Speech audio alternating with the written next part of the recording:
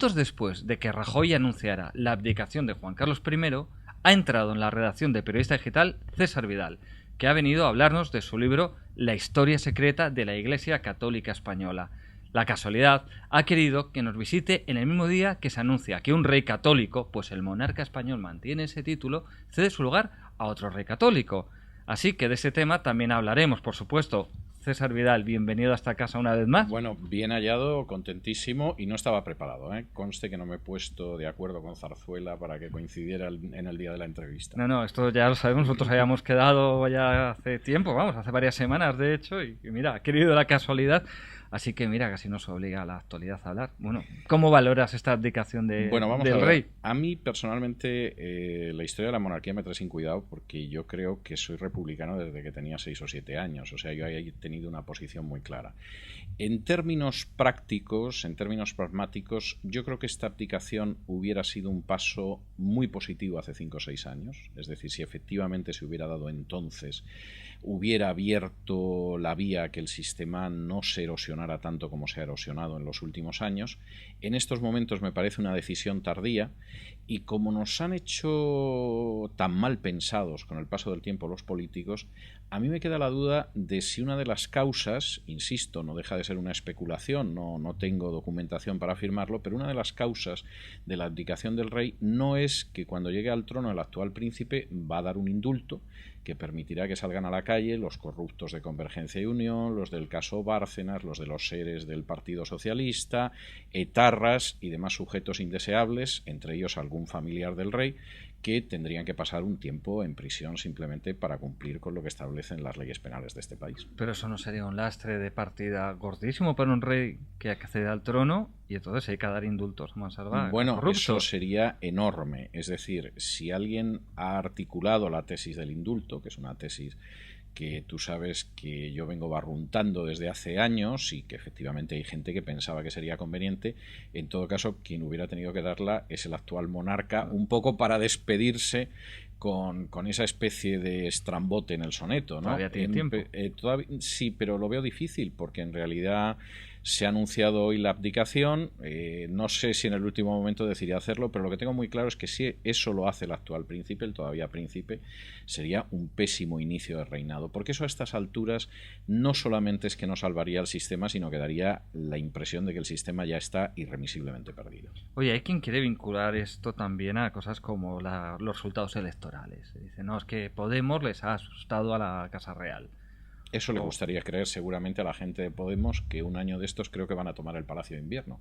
Por cierto, recordar que nunca se tomó el Palacio de Invierno. Es decir, si alguien en Podemos ha visto el octubre de Eisenstein y se ha creído que eso fue así, es falso. El Palacio de Invierno nunca se tomó, no se tomó al asalto.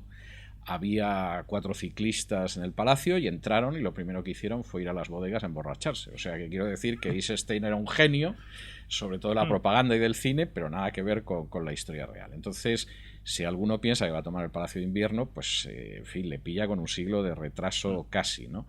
Y desde luego, no, yo no creo que esto tenga nada que ver con los resultados electorales. Sí, y ya que hablamos de Rey, Iglesia Católica, que es tu libro, este va a ser Felipe VI.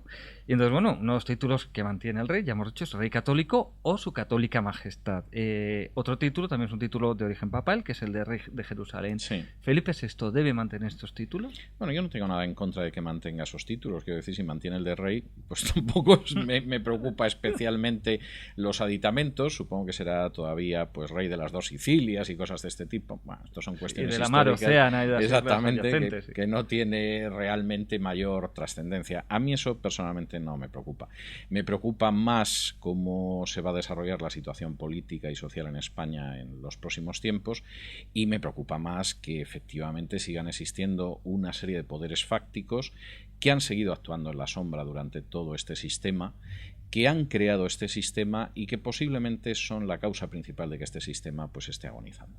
No, porque tú en una de tus tesis, mientras hay gente que elogia al canal Tarancón porque estuvo dispuesto a que España no fuera un estado confesional oficialmente en la Constitución, tú hablas de cómo se va gestando el artículo 16, que inicialmente era 15, cuentas cómo al final mantiene la especial relación.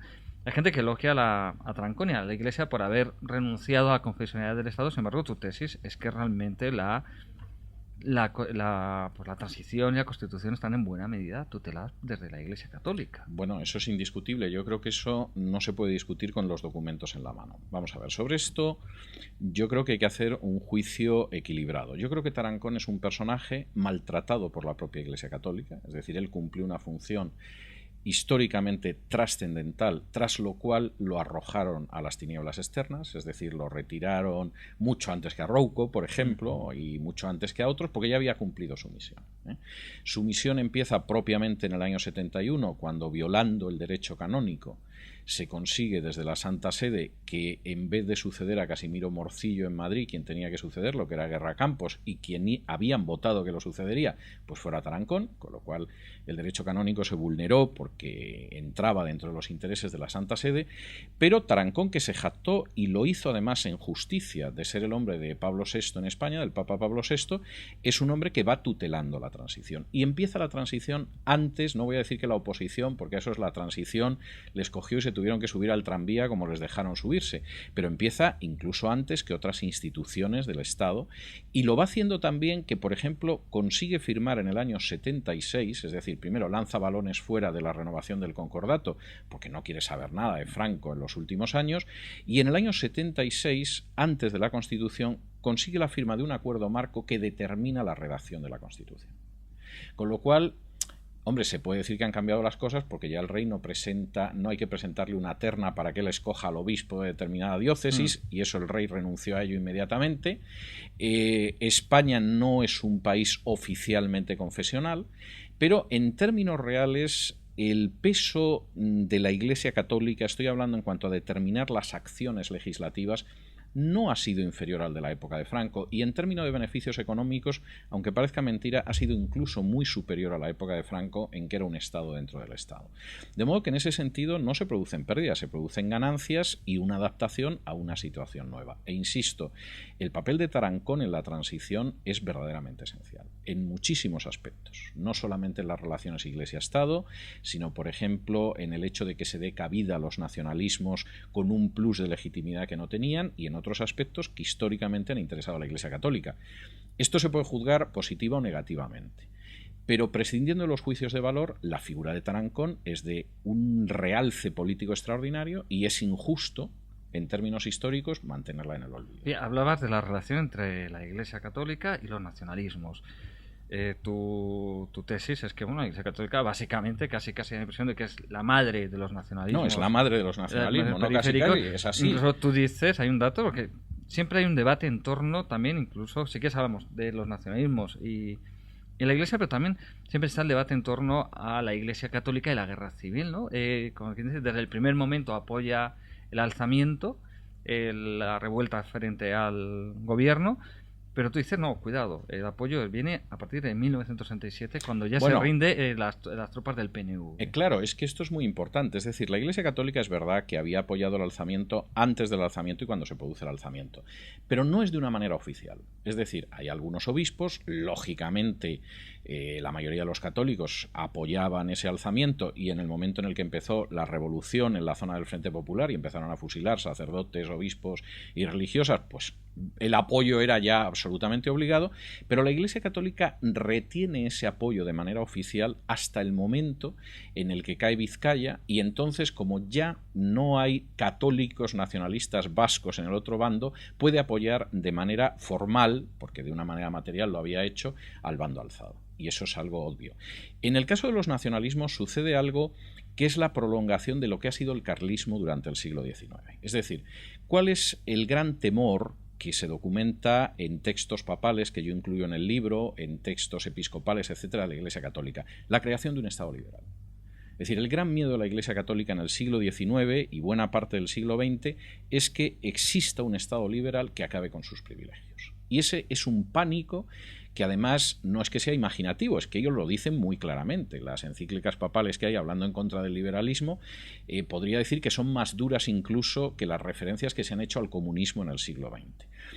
Y en ese sentido la Iglesia Católica siempre busca un contrapeso que impida la creación de un Estado liberal, lo que impide también la articulación de una nación fuerte.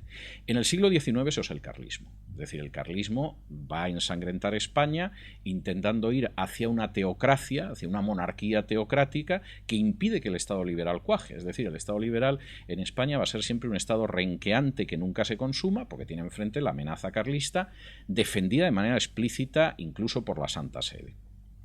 Cuando el carlismo se va agostando, porque en última instancia la teoría dinástica del carlismo no daba para más, o sea, eso era bastante obvio y eso se va agostando cada vez más y marchitando cada vez más, la Iglesia Católica pone en funcionamiento los nacionalismos, primero el catalán y luego el vasco. Y no hay nada más que ver los textos fundacionales para ver que es así, eso no es mi opinión. No es que Sabino Arana fuera un católico integrista y que aparte de hablar de la superioridad de la raza vasca que lo hizo, hablara de esa Iglesia Católica que además él idealiza. Es que pasa también en el caso de Cataluña. El nacimiento del nacionalismo catalán es un sacerdote que afirma que se le ha aparecido la Virgen bajo la forma de Cataluña. Y yo describo en el libro la famosa visión porque aparece, y ese es el origen del nacionalismo catalán que luego va. Claro, el problema es que llegado a cierto punto no es muy fácil mantener dentro del redil de la Iglesia al nacionalismo. Y en el caso del nacionalismo catalán, pues ya a inicios del siglo XX surge otra corriente que es fundamentalmente republicana y masónica, que es la Esquerra, que de hecho pues es un partido en buena medida fundado por masones, que lógicamente no ven con buenos ojos a la Iglesia Católica, pero que no son nada más que la rama herética de ese nacionalismo catalán que fundó la Iglesia Católica. En el caso de ETA, incluso durante los primeros años, a pesar de la ruptura con el PNV, es un movimiento favorecido por la Iglesia Católica. Es decir, yo cito el caso, por supuesto, de cómo todas las asambleas de ETA son, cuando no es en un monasterio, es en un convento y cuando no es en una parroquia. Cómo se les prestó ayuda a la hora de secuestrar a la gente. Hubo secuestros de diplomáticos en que los tenían metidos no en un zulo, sino en una parroquia, y cuando de pronto el pobre diplomático consiguió escaparse de la parroquia, el cura corrió detrás de él, lo aprehendió cerca de la parroquia y lo volvió a encerrar en la parroquia. Y cito el caso en el libro. Hubo sacerdotes que guardaban, por ejemplo, armas para ETA, y menciono los casos en el libro. Y hay una cosa que a mí me parece todavía más grave, porque esto se podría decir que son casos aislados de clérigos perversos. No lo son, pero podría decirse. Y es el hecho de que la Santa Sede ha concedido protección diplomática a terroristas de ETA, y esto está documentado. Cuando Estados Unidos desembarca en Panamá para derribar a Noriega, el nuncio de la Santa Sede da pasaporte diplomático a los etarras que hay en Panamá y los lleva en el automóvil con la bandera vaticana y los protege. Y el hecho de que antes de que Zapatero informara en el Parlamento español de que se iban a abrir conversaciones con ETA, que por supuesto los prolegómenos, los preámbulos y los prólogos venían de mucho atrás, Benedicto XVI hace una declaración expresa de que apoya el mal llamado proceso de paz. Esto antes del Parlamento español y mucho antes de la declaración del Parlamento Europeo. Y por supuesto la declaración de Benedicto XVI, salvo en las Vascongadas y en Navarra, es silenciada en el resto de España, porque claro, el oyente medio de COPE o el lector medio del ABC, pues se hubiera llevado un sofocón con esa historia. Permítame una maldad, usted que en esa época, si mal no creo recordar, andaba por la cadena COPE. En esa época yo no estaba en COPE, estaba ya en Es Radio, pero yo lo de COPE lo he explicado muchas veces, es decir, usted recuerda, porque es un ávido lector y además tiene muy buena memoria, pero es un ávido lector de libros históricos, que Churchill hubo un momento en que dijo, en el año 41, que si en un momento determinado Hitler invadiera el infierno, él en el Parlamento diría por lo menos una frase amable a favor del diablo, ¿no?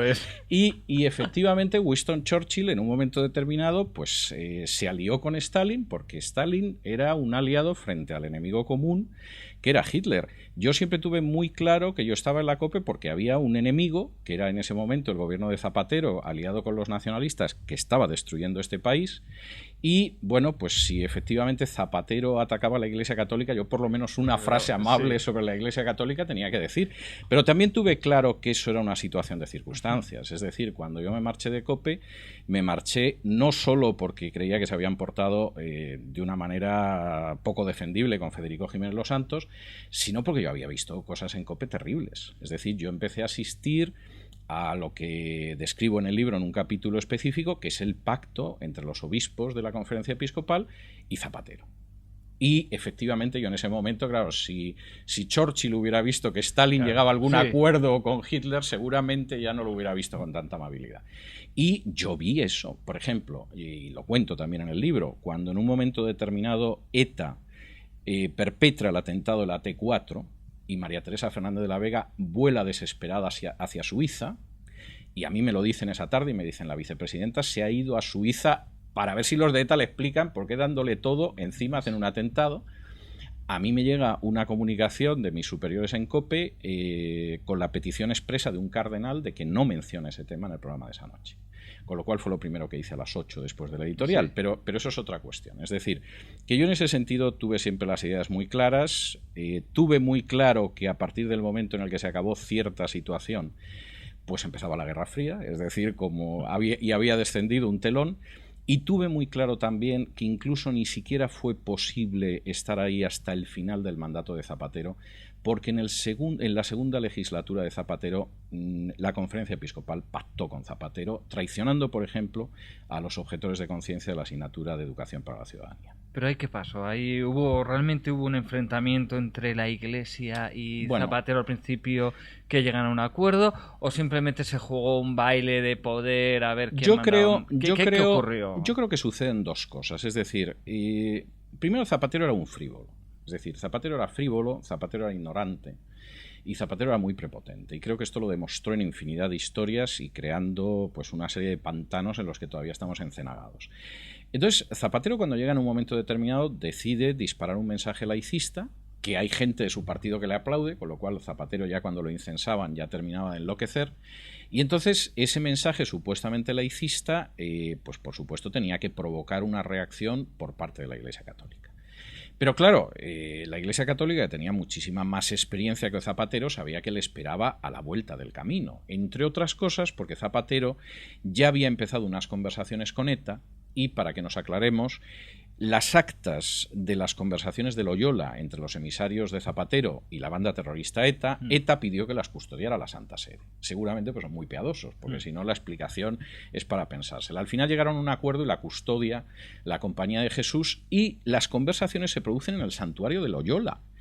O sea, estamos hablando de cosas que me parece que son muy reveladoras. Entonces, por un lado, la Conferencia Episcopal sabía que tenía la baza de las conversaciones con ETA, que eso para Zapatero era muy importante y que, bueno, en un momento determinado Zapatero no iba a poder mantener la carrera. Pero sobre todo había otra cuestión, y es que podía utilizar a la COPE para golpear a Zapatero como podía utilizar a otros medios.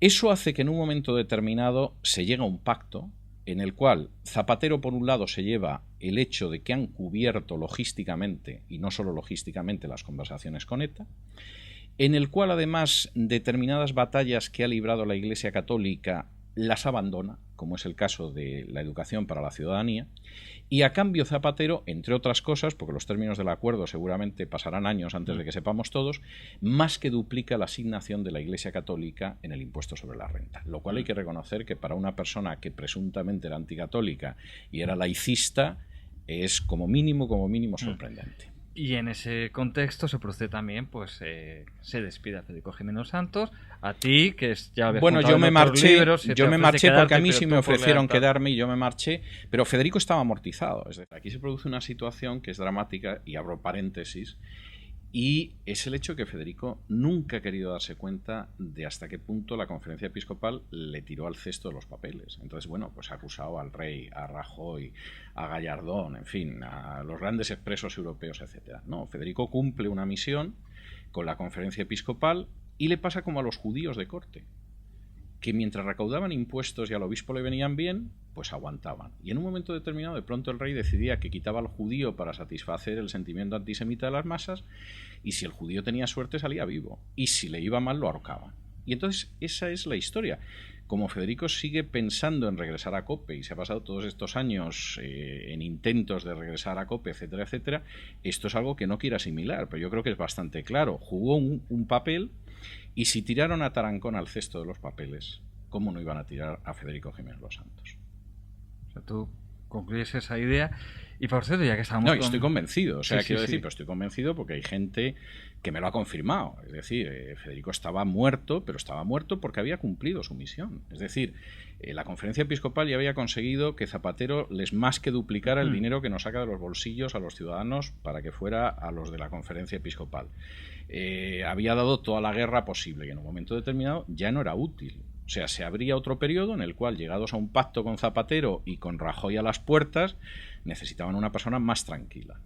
Y la encontraron. O sea, que fue una de las piezas en un cambalache. Yo creo que fue una de las piezas, una pieza menor, pero una de las piezas dentro de ese acuerdo al que acaba llegando la conferencia episcopal con Zapatero. En el cual, además, los dos contentan a sus hinchadas, porque no cabe la menor duda que la conferencia episcopal contentó a sus hinchadas, sobre todo en el primer mandato de Zapatero, y Zapatero a buena parte de su hinchada, vamos, a rabiar. Eso es otro. Oye, pero hay que se produce una situación bastante peculiar que tú la señalas en el libro, ¿no? O sea, los dos programas de máxima audiencia en COPE y los más combativos frente al gobierno de Zapatero. Uno lo presentaba La Mañana, Federico, un agnóstico o ateo, ¿qué es? ¿Agnóstico? Bueno, yo creo que es agnóstico. Pero un agnóstico. Da lo mismo. Y La Linterna la presentabas tú, protestante evangélico. Sí, pero yo creo... Sí, pero fíjate... ¿La Iglesia por qué tragó por esto? Que había es gente que, que no le dolía. Creo que tragaba, es que yo creo que había gente dentro de la hinchada que a lo mejor les molestaba... Bueno, que a lo mejor no, que les molestaba, obviamente, pero era muy conveniente. Es decir, cuando tú lo ves con tiempo te das cuenta de que era conveniente, porque al final el comentario de la conferencia episcopal siempre podía ser: estos chicos a fin de cuentas no son de los nuestros. Es decir, si se han excedido en alguna ocasión, pues evidentemente es porque no eran de los nuestros. Nuestra gente no hace estas cosas, y es verdad, su gente no suele hacer esas cosas. El grado de riesgo, de gallardía y de valentía que se tuvo en esos programas de COPE no lo han solido tener ni la gente que ha habido antes ni la gente que ha habido después, no nos vamos a engañar.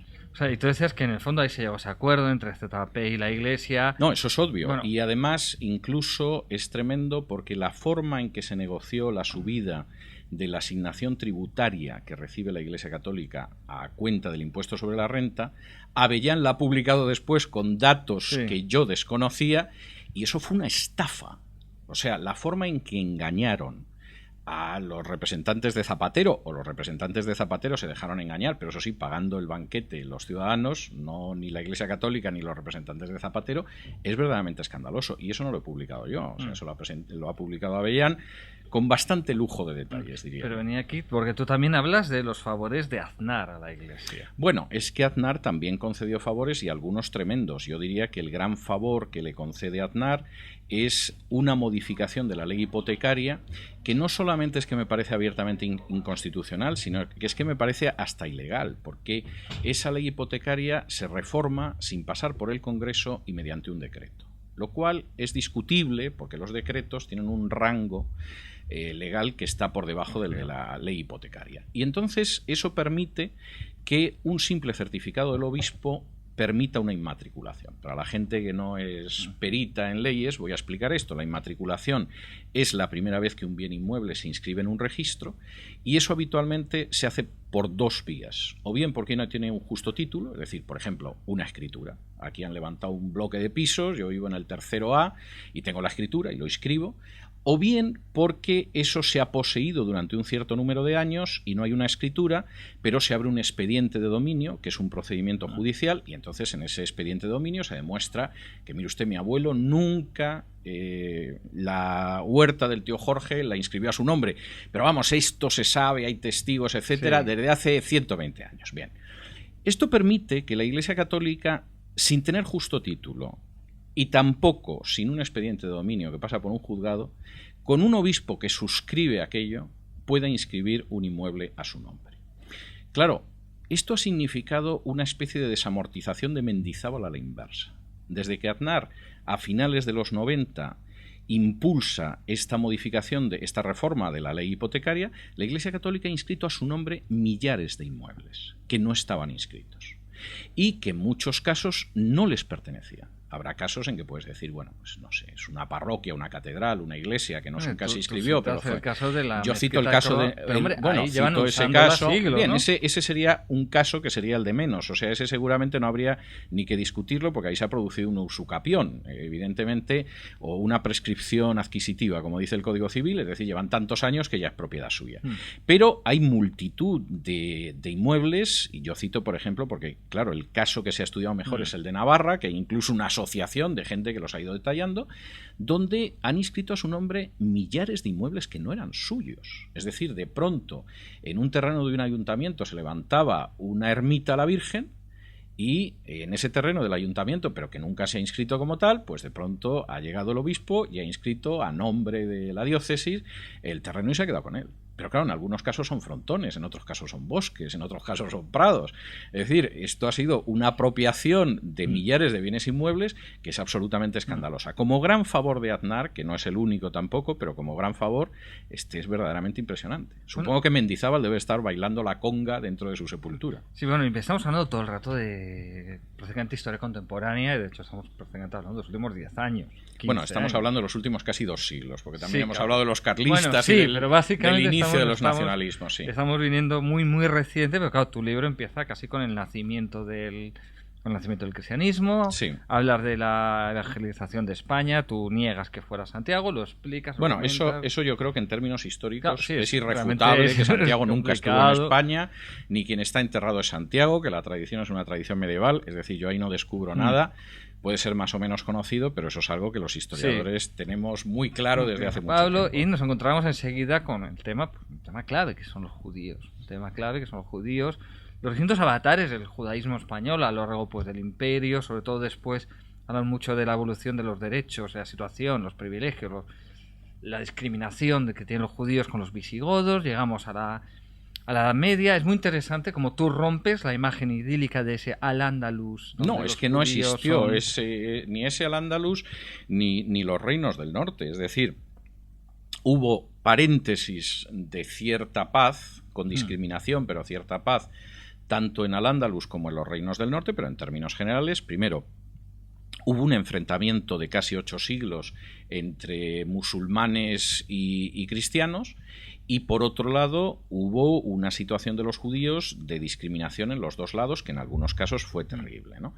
En el caso de la monarquía visigoda, que por definición es una monarquía católica, el intento de exterminar a los judíos fue indudable. Es decir, las leyes contra los judíos cada vez son más duras y hay un momento en que se está pensando o en que se vayan o en que acabamos con ellos físicamente. Yo detallo las leyes y son leyes durísimas.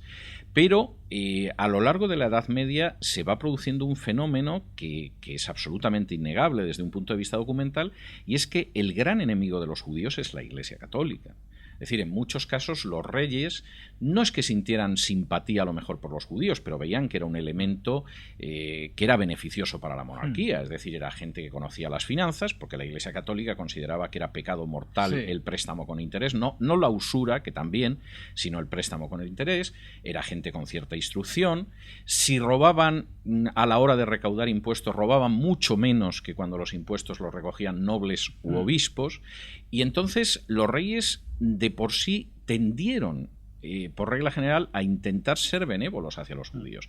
El problema era que la presión papal, en algunos casos, en otros casos episcopal, y a veces las dos, hacía imposible eso. Y hay un momento, sobre todo en la Baja Edad Media, en que con el aumento del peso del pueblo, porque van creciendo las ciudades, la población ya no solo es rural, realmente las órdenes mendicantes, es decir, franciscanos y sobre todo dominicos, lanzan un mensaje antisemita que consiguen inocular con mucha facilidad en la población.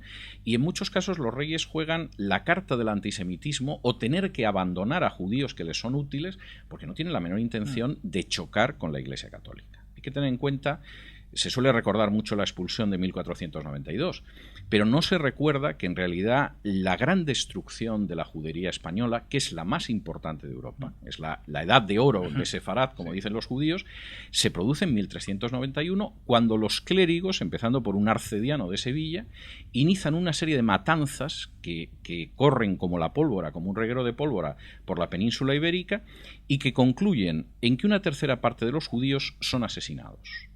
Una tercera parte se convierte al catolicismo, por regla general, para evitar que los degüellen, y otra tercera parte pervive como judíos, pero claro, en unas condiciones de decadencia que continúa y continúa hasta que acaba consumándose con la expulsión. Y llegamos a la expulsión.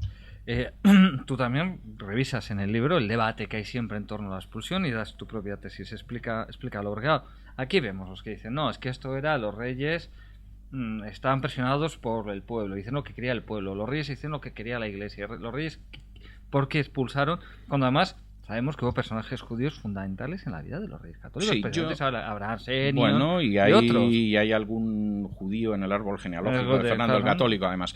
Yo creo que ni Isabel ni Fernando eran antisemitas. Es decir, tenían judíos nuevos y tenían judíos, o sea, perdón, cristianos nuevos de origen judío y judíos dentro de la gente de corte, y ellos, como tales, no eran antisemitas. Ahora bien, ellos se encuentran con una situación que provoca de nuevo la Iglesia Católica de manera muy consciente, que calienta la opinión pública en esa época, en una época en que la opinión pública no se formaba escuchando la radio o viendo la televisión, sino escuchando los púlpitos, lo cual es muy significativo. Esto es algo que a la gente ahora le puede costar imaginar, pero eso ha sido real en España, pues yo diría que hasta muy avanzado el siglo XX. En esa situación se produce una acusación de crimen ritual, que es cuando de pronto acusan a una serie de judíos de que han secuestrado a un niño, le han sacado la sangre para mezclarla con las machot de Pascua y además lo han sacrificado para burlarse de la muerte de Jesús, etcétera, etcétera. Y ante esa acusación de crimen ritual, que por cierto tengo que recordar que todavía se sigue celebrando en España litúrgicamente, lo cual me parece una vergüenza. El niño de la Guardia, por ejemplo. Exactamente, el caso del niño de la Guardia o el caso de Santo Dominguito, etcétera, que son casos falsos que nunca se produjeron y que sin embargo se siguen celebrando, porque en el caso del niño de la Guardia ni apareció, es decir, ni siquiera sabemos si existió el niño de la Guardia, para terminar de arreglar, pero claro, sometido a la tortura de la Inquisición, tú dices que fuiste responsable de la muerte del niño de la Guardia, de John Fitzgerald Kennedy o de José Antonio Primo de Rivera. En esa situación, los reyes, en vez de frenar toda la oleada de antisemitismo que explota, porque claro, empiezas a pensar que si tienes un vecino judío y secuestran niños, pueden secuestrar a tu hijo, etcétera. Y si te lo está diciendo además el dominico desde el púlpito, claro, todavía te lo crees más.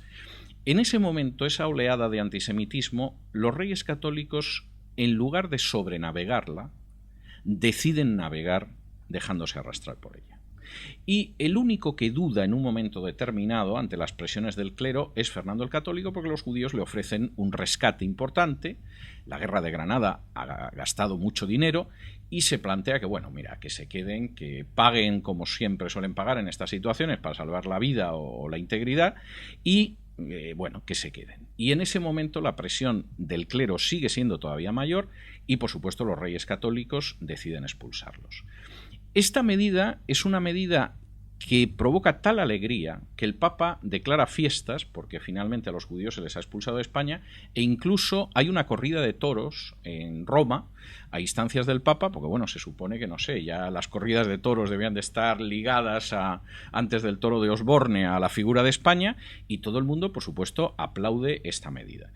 Bien, eso es tristísimo, porque el golpe que significa la expulsión de los judíos para España es tremendo, en términos generales. En países donde se había producido la expulsión de los judíos, ese golpe fue menor, o bien porque la expulsión fue antes, o bien porque luego fueron países que abrazaron la reforma y recuperaron toda una serie de valores relacionados con la economía, el trabajo, etcétera, que los judíos mantenían también, porque son valores que vienen de la Biblia, o bien porque se dieron los dos factores. En España, desgraciadamente, primero se expulsa a los judíos y apenas unas décadas después se quema a los protestantes. Con lo cual, esos dos elementos de modernidad que se dan en otros países, en España desaparecen. Ahí tú apuntas, ¿no?, que se quiere construir la unidad sobre la unidad religiosa y aparte hablas justo de los protestantes, ¿no? Dice, primero se expulsa a los judíos y después te refieres y dices que es uno de los grandes dramas de España contemporánea, moderna, sin género de dudas, que es la persecución de los protestantes. De esto se suele hablar menos, además. Bueno, de eso se suele hablar menos porque además en el caso de los protestantes el exterminio es absoluto. Es decir, los sefardíes sí sobreviven. Sobreviven fuera de España, claro. Sí. O todavía durante 2 siglos se persigue a los supuestos criptojudaizantes, que muchas veces son imaginarios, y Netanyahu eso lo ha demostrado. Es decir, el hecho de que la asimilación fue total, lo que había era una obsesión por seguir persiguiendo a supuestos judaizantes, que al cabo de 1 o 2 generaciones es que no lo eran, se habían asimilado totalmente como católicos, pero seguía existiendo ese elemento racial del estatuto de pureza de sangre, que Cervantes criticaba con ese humor que tenía, pero que la realidad es terrible, es decir, el hecho de ese entremés de Cervantes de los alcaldes de Daganzo, donde el analfabeto, que es bruto, como en última instancia tiene una sangre que no es judía, se sabe las oraciones católicas y no lee libros, porque los que leen libros acaban en la hoguera de la Inquisición, pues el alcalde de Daganzo. Eso contado con cierta gracia, como lo hacía Cervantes, tiene gracia, pero cuando uno lo reflexiona es terrorífico. Porque eso significa una sociedad que sigue aplicando medidas raciales cuando ya esa gente no está en su seno, en términos generales, que esas medidas raciales no se acaban nunca. Es decir, aunque esa persona se bautizara en un momento determinado aterrorizada para no morir y sus hijos y nietos se hubieran asimilado, la mancha sigue sobre ellos. Que la lectura es peligrosa y que, por supuesto, la revolución cultural que implica la reforma no se ha podido producir porque ha sido extirpada por las llamas. Con la diferencia de que hay judíos sefardíes que llegan a otras partes del mundo y se mantienen como judíos, y en el caso de los protestantes españoles son exterminados, y algunos de los que acaban llegando al extranjero incluso mueren en circunstancias pues verdaderamente trágicas, ¿no? Como es el caso de Francisco de Encinas o Cipriano de Valera o tantos otros. Y en el siglo XX la Iglesia Católica, al menos lo que es oficialmente el Vaticano, se va abriendo a otras religiones, como la Declaración Conciliar Nostra Aetate, donde, por ejemplo, sobre los judíos se dice que es pecado, que es mentira que mataran a Jesús, que en el caso de que sepa que algún judío participara no se puede acusar a los judíos. Es cierto. También se dice que es mentira que el pueblo judío deje de ser Israel, sino que la Iglesia Católica, digamos, el pueblo de la Iglesia Católica se convierte en parte de ese Israel, no se niega que siga siendo el pueblo judío de Israel. También se abren hacia los evangélicos, se tienden puentes. ¿La Iglesia Católica Española ha aceptado todo esto o se ha mantenido al margen? Bueno, parece que es más papista que el Papa. Yo creo que hay varias cuestiones ahí. Vamos a ver. Primero, por un lado, el Vaticano II implicó un salto en esas áreas espectacular. Es verdad que Nostra Aetate es un salto enorme, aunque fue muy criticado en su día por los propios judíos por considerarlo insuficiente. Es decir, consideraban que el paso era un paso grande, pero no era suficiente. Es decir, no iba más allá de lamentar vehemente lo pasado, no hacía referencia a las quemas del Talmud, a la Inquisición, etcétera, etcétera. Pero, evidentemente, yo creo que el paso es innegable y ha abierto mucho camino. En el caso de otros personajes, bueno, cuando uno sabe las opiniones privadas de algunos papas sobre algunos teólogos protestantes, no son sorprendentes. Incluso las declaraciones son más modestas. Pío XII, por ejemplo, decía que la teología sistemática de Karl Barth era superior a la Suma Teológica de Tomás de Aquino, y lo decía porque la había leído y la había leído en alemán, que era un idioma que conocía muy bien de sus días en la Nunciatura.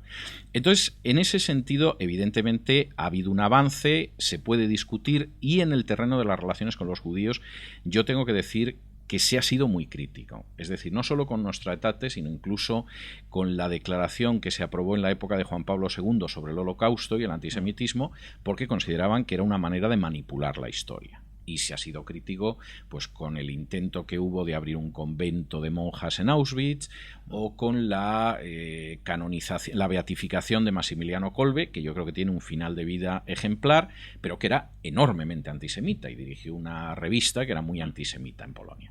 Entonces, yo creo que ahí hay que matizarlo, pero no cabe la menor duda de que ha habido un gran avance.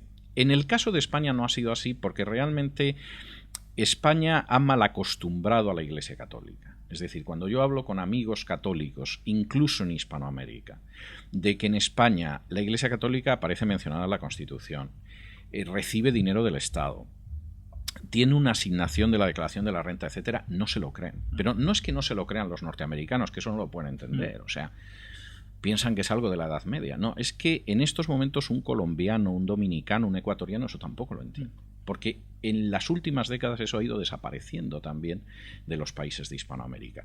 Y entonces en España se mantiene un reducto muy especial que viene de esa idea de que en realidad España desgraciadamente no se construye como nación, sino que España se construye como una especie de apéndice de la Santa Sede, que hace que España se destroce como imperio porque no combate por sus intereses nacionales, sino que combate por los intereses de la Contrarreforma. Y eso, por ejemplo, no lo consiente Francia, y en buena medida no lo han consentido otras naciones católicas.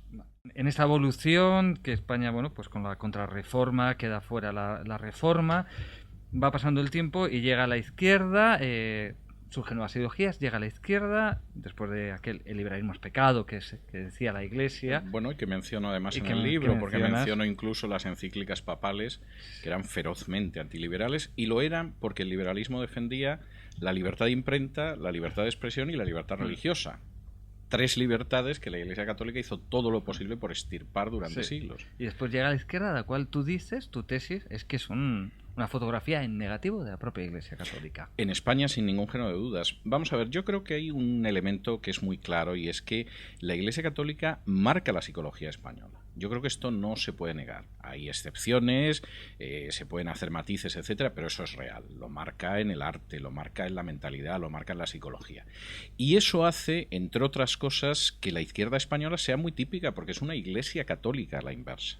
Es decir, nosotros hemos vivido una época, todavía para mucha gente es así, que cuando se dice la Iglesia, además con mayúscula, es solo la Iglesia Católica, es decir, no existen otras iglesias. Pero es que hemos vivido una época en que el partido con mayúsculas era el PC y después lo ha sido el Partido Socialista, y el resto tiene una legitimidad escasa.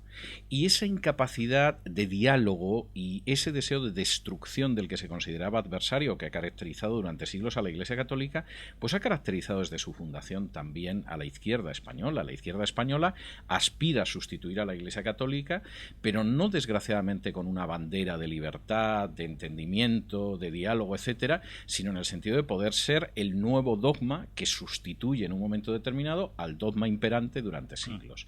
Y eso hace que la izquierda española no sea dialogante, que sea dogmática, que tienda a perseguir al hereje incluso dentro de la izquierda, y que por supuesto niegue cualquier tipo de legitimidad al que no milita en sus filas, que es exactamente lo mismo, y que no es la izquierda en Noruega, por ejemplo, y no es la izquierda en Gran Bretaña, y no es la izquierda a lo mejor en Suecia o en Dinamarca, pero sí es la izquierda en España, que sigue manteniendo ese esquema mental. El problema, no solo de la izquierda, de mucha gente, es que hay gente en España que ha salido de la Iglesia Católica, pero la Iglesia Católica no ha salido de ellos. Esa incapacidad para escuchar al otro, para pensar que el otro puede tener razón y yo estoy equivocado, para aceptar que las cosas que están mal las haga quien las haga. No solamente están mal cuando las hacen los otros, pero nunca los míos, a los que siempre encuentro justificación. Bueno, todo eso es una herencia del dogmatismo católico que desgraciadamente se ha mantenido fuera también de las filas de la Iglesia Católica, y que desde luego en el caso de la izquierda es indiscutible, como en el caso de los nacionalismos. Y bueno, ya por último, porque tu visión, al final de la herencia hablas de cómo han moldeado la mente española, hablas de las instituciones del trabajo, por ejemplo, pero al final, ¿algo bueno ha dejado la Iglesia Católica al pueblo español?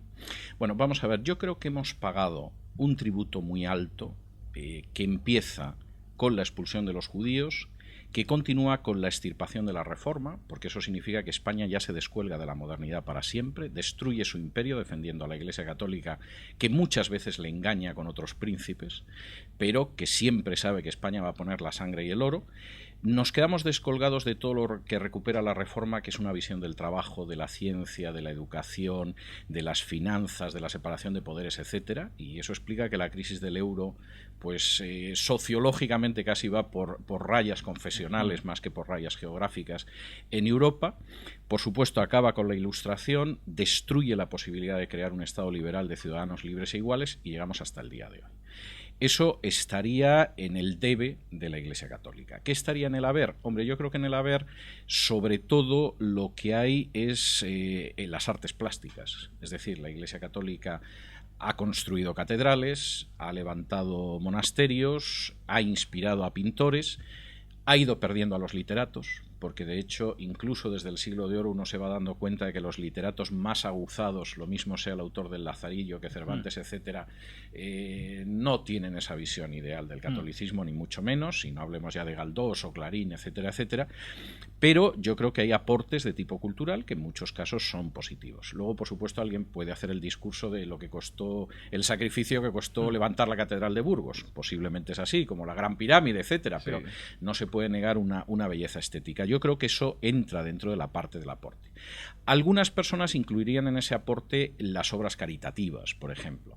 Pero claro, como las obras caritativas en realidad las hemos pagado todos, yo no soy tan optimista con esa parte del aporte. Es decir, cuando uno sabe que la parte de la conferencia episcopal que va a parar al presupuesto de Cáritas es más o menos la que se gasta en 13 Televisión, y que la mayor parte del dinero de Cáritas viene o de instituciones públicas que se sostienen con mis impuestos y los tuyos, o viene de donaciones privadas, o viene de la casilla de otros fines de interés social, es decir, la Iglesia Católica cobra en las dos casillas, aunque en una parece que sí y en otra parece que no, pues claro, yo ahí soy más escéptico, porque hacer caridad con el dinero ajeno no es algo especialmente costoso. Pero yo creo que hay un aporte, sobre todo de tipo cultural, y eso pues puede ser la poesía de San Juan de la Cruz, puede ser Santo Domingo de Silos, o puede ser la Catedral de Palencia. Oye, permíteme una maldad. Tú ya no trabajas ni colaboras con ningún medio propiedad de la Iglesia Católica, pero bueno, tú eres colaborador de un diario como es La Razón, que es editorialmente, su unidad editorial es católico. Bueno, ¿tú cómo crees que les va a sentar este libro? Yo creo, bueno, de momento no me han echado. O sea, vamos a ver, yo en los medios de comunicación desde hace años entro con la idea de que mientras a mí no me censuren y me dejen hablar libremente, yo me quedo hasta que me echen. Si en un momento determinado me censuran, que me ha pasado en más de una ocasión, o no me dejan hablar libremente, o me llega un SMS diciendo calla ahora mismo a ese que está hablando en la tertulia porque se está metiendo con una caja que nos pone publicidad o cosas por el estilo, ¿Dónde te ha ocurrido? Pues yo en esos momentos lo que hago es que en un momento determinado me voy, procuro irme sin causar estropicios y de buena manera, pero me levanto y me acabo yendo. Como a mí esto no me ha sucedido en La Razón, me tratan yo creo que razonablemente bien. No me pagan tan bien como yo quisiera, pero creo que eso es general en todos los medios y tú lo compartirás, seguramente no es culpa suya. Pues en principio yo estoy muy a gusto en La Razón, pero si algún día pues a mí en La Razón no me dejaran escribir con libertad, me censuraran o me echaran, pues me iré y fue bueno mientras duró. Oye, ¿dónde te han hecho lo del mensajito de no te metas con esta...? En una radio, en la última en la que trabajé. O sea, está claro cuál. Sí. Y además de eso hemos hablado aquí, o sea que también... Sí. ¿Y en qué más? ¿En cuáles te han censurado? No, a mí me han censurado en muchos sitios. Es decir, yo recuerdo haber escrito en un periódico que tenía una columna semanal y cuando yo escribía de tema autonómico, como el periódico pues apoyaba la plena autonomía para la región, pues cuando yo escribía sobre tema autonómico, mi columna esa semana no entraba. ¿Y ese dónde? Y entonces me acabé marchando. Eso era en un periódico en Zaragoza. Bueno, veo que no quieres... No hagamos sangre, ¿no? Y entonces ese ha sido el caso. Es decir, a mí cuando pretenden censurarme, pretenden dictarme líneas, etcétera, a mí ya me colocan en el camino de salida. Es decir...